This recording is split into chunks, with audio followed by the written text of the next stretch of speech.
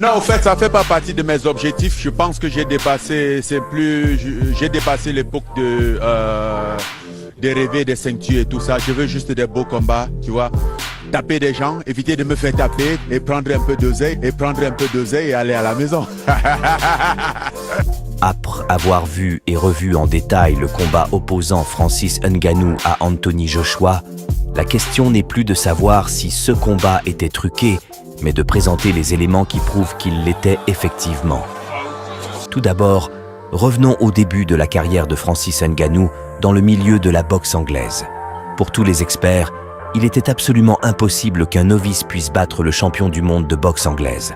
Et malgré son titre de champion du monde MMA, l'un des sports les plus violents au monde et de sa force animale faisant de lui l'homme au coup de poing le plus puissant du MMA, Francis Ngannou ne semblait pas représenter une menace sérieuse, car les règles de la boxe n'étant pas les mêmes qu'en MMA, et Ngannou, qui manquait terriblement d'expérience, allait affronter le boss de cette discipline, Tyson Fury.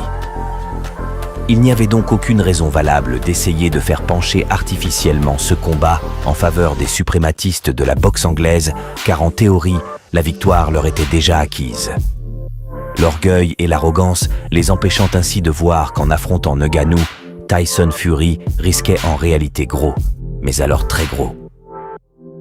Heureusement, les performances de ce dernier combinées à la corruption des jurys ont permis aux partisans de la boxe anglaise de sortir la tête haute de ce duel qui fut néanmoins très traumatisant pour eux. Et dans le but d'éviter complètement que l'humiliation dont ils ont failli faire l'objet lors de son combat contre Tyson Fury ne se reproduise, Francis Ngannou a reçu des consignes très strictes de la mafia pour son combat contre Anthony Joshua et il lui fut rappelé que la seule façon pour lui d'espérer un jour avoir une carrière prospère dans ce milieu et de gagner beaucoup d'oseille Et prendre un peu d'oseille. était de faire ce qu'on lui réclame en suivant les règles établies par le système. Tous ceux qui pensent que ceci n'est qu'une théorie du complot oublient très vite qu'à ses débuts, et lorsqu'il ignorait encore tout du fonctionnement de ce système et des deals passés avec les boxeurs avant leur combat, Francis Ngannou avait dénoncé énergétiquement sa victoire volée contre Tyson Fury. Je n'étais pas surpris parce que je m'y attendais. Je savais que, bon, j'étais, comme j'ai dit plus tard, j'étais un peu comme un lion au milieu d'une meute de hyènes. Il fallait qu'on trouve un moyen de me prendre et de sauver l'image de la boxe parce que ça aurait été catastrophique pour le monde de la boxe que quelqu'un qui vient du MMA et qu'on estime qu'il n'a aucune chance contre le champion incontesté. Dans sa première aventure. Dans sa première aventure, vient et gagne face au champion du monde. Ça a déstabilisé tout le système, tout l'écosystème de la boxe anglaise qui est en place et qui est un gros business. Donc, je n'étais pas surpris. Traitant ainsi le monde de la boxe de gros business et de mafia. De toute évidence, il a fini par intégrer ce business après avoir compris les enjeux pour sa carrière. Si Francis Ngannou s'est laissé battre par Anthony Joshua, alors il est normal de se demander s'il ne s'était pas aussi volontairement laissé battre par Tyson Fury. Bon, c'est que tous les combats ne sont pas truqués, juste les plus incertains, et rappelez-vous, la victoire de Tyson Fury sur Ngannou était plus que certaine pour les acteurs du milieu de la boxe. Sans compter les différentes sorties médiatiques de Ngannou après son combat pour dénoncer le volume de sa victoire, qui sont des preuves du non-consentement de sa défaite. L'argument principal avancé pour justifier la débâcle de Ngannou face à Joshua est la supériorité technique de Joshua et le manque d'expérience de Ngannou. C'est à croire que ceux qui avancent cet argument insinuent que Joshua, le numéro 3, serait plus technique comparé à Tyson Fury, le numéro 1 de la boxe anglaise.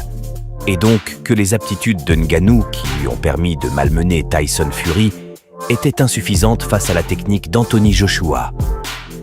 Certes, il ne fait absolument aucun doute que les performances de Ngannou furent catastrophiques lors de ce dernier combat, à tel point qu'il y a question à s'interroger sur le pourquoi d'un tel déclin soudain face à un adversaire beaucoup moins fort que le précédent.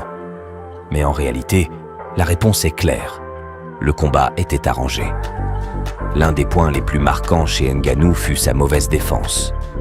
En effet, c'est à peine s'il essayait de se protéger, Ce Ngannou, qui avait pourtant réussi à bloquer l'essentiel des attaques de Tyson Fury, évoluait face à Joshua sans garde efficace, si ce n'est sans garde du tout.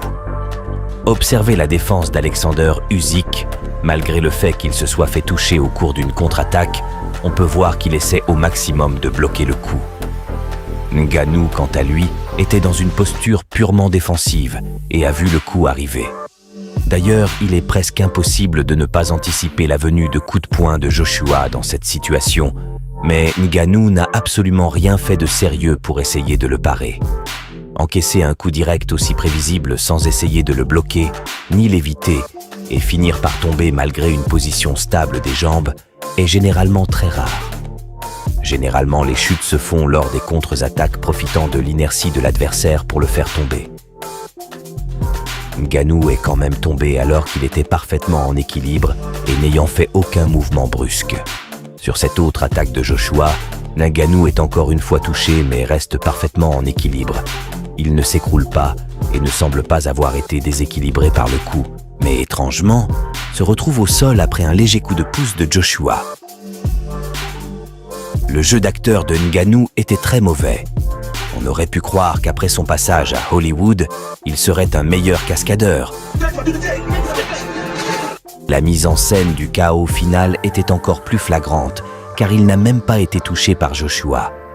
En réalité, qu'il n'ait pas été touché n'est pas un problème en soi, car nombreux sont les athlètes qui simulent une chute pour provoquer la fin du combat afin d'éviter une déculottée. Dans le cas d'espèce, l'exagération de la comédie jouée par Ngannou repose sur le temps qu'il a passé au sol après avoir reçu ce coup de vent. Il est resté couché beaucoup trop longtemps, ce qui rend cette mascarade encore plus ridicule.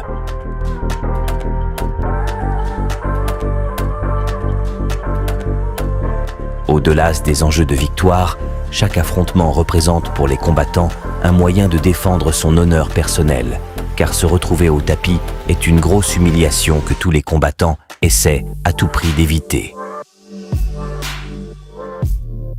Réussir donc à s'imposer face à son adversaire est d'abord un enjeu personnel plus que sportif.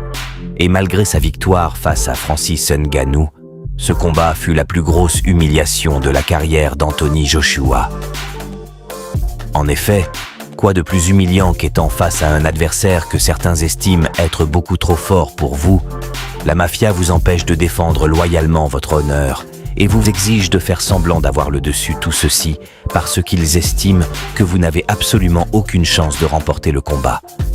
Ceci est l'humiliation dont Anthony Joshua a dû subir avant même de monter sur le ring. Anthony Joshua n'a pas pu défendre son honneur. Il est donc tout à fait normal qu'il n'ait ressenti aucune fierté face à cette victoire qui n'en était en réalité pas une pour lui. Il ne laissa transparaître aucune émotion, aucune joie. On aurait presque dit qu'il essayait d'une certaine façon de refouler sa colère. Regardez bien ces deux images. Elles ont été prises à deux moments du combat. Sauriez-vous trouver lesquelles ? Elles proviennent plus précisément du tout début et de la toute fin du combat. Oui, vous avez bien entendu. Il avait la même expression sur son visage du début à la fin, malgré son impressionnante victoire apparente. Or, au courant de la plupart des victoires qu'il a eues lors de sa carrière, Joshua exprimait toujours sa satisfaction ou sa joie d'une façon ou d'une autre.